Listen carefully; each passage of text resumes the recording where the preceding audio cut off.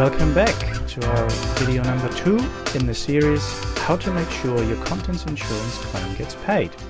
And this one we're dealing with updating. I recommend that you regularly update the value of your contents.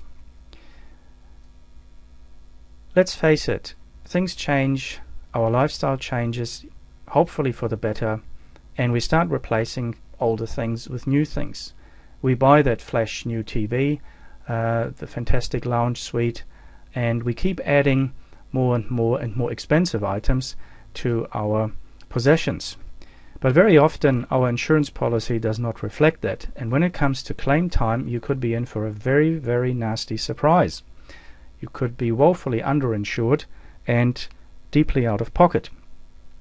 The insurance companies themselves, some of them, give as a rough guide that the contents insurance should equal to about 40% of the replacement value of your home. So as an example, if your house is worth, let's say, $485,000, your contents may be around about $194,000. So how do you know the value of the things at your place? What I suggest to do is use a guide that gives you an indication of values, and it will also, by listing all of the different areas, prompt you not to forget certain items. So what do I mean by a guide? Well, I've stole this off one of the insurance websites, and this is a contents insurance valuation form. Well, actually I didn't steal that, it's freely available. And they suggest that you complete your valuation on a room-by-room basis, so go through your house and write down all the things. And as you can see down there, they actually give you a bit of a prompt of all the things that you should be looking at, and they also give you an indication of what this would be worth in an average house and also in an above average. Now this guide, as I see it here, is already a few years old, so you might have to adjust the dollar values upwards quite significantly for some of the items, but as a rough guide it is very helpful to prompt you on this.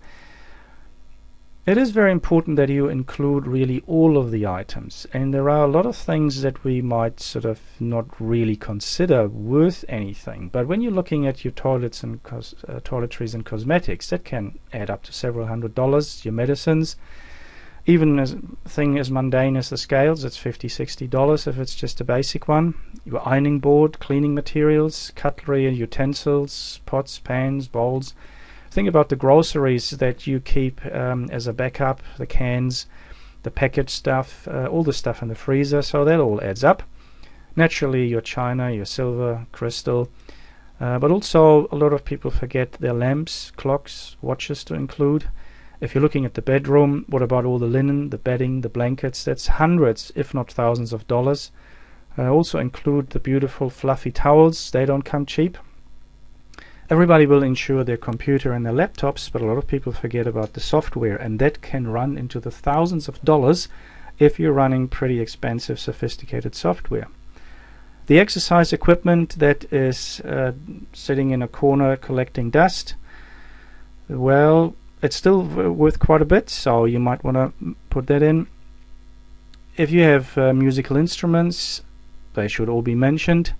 Any clothing, and don't forget the footwear. Very often that is forgotten, and some shoes can be quite expensive, and when you think about all these fancy sneakers, they are worth hundreds of dollars.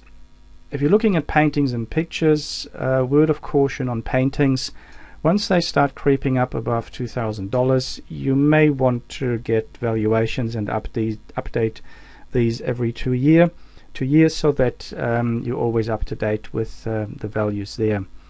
Glasses, contact lenses and expensive sunglasses should be listed, and also all the baby stuff, the pram, the toys, the children's toys, heaters and fans in every room. And if you think about traveling, well, the bags, suitcases that are stashed away somewhere, a lot of the stuff that we don't see every day, but it's there and it's worth quite a lot, so it should be a fairly comprehensive list. By the end of this, you will actually be surprised how much you really do own. And you may also be surprised about the dollar amount that it calculates up to. Now give this contents valuation to your financial advisor or broker, and he will then update, he or she will update your policy with the insurance company so that they are aware of this. And it's quite possible that you were underinsured and now you get a much higher value. So it's a truly worthwhile exercise.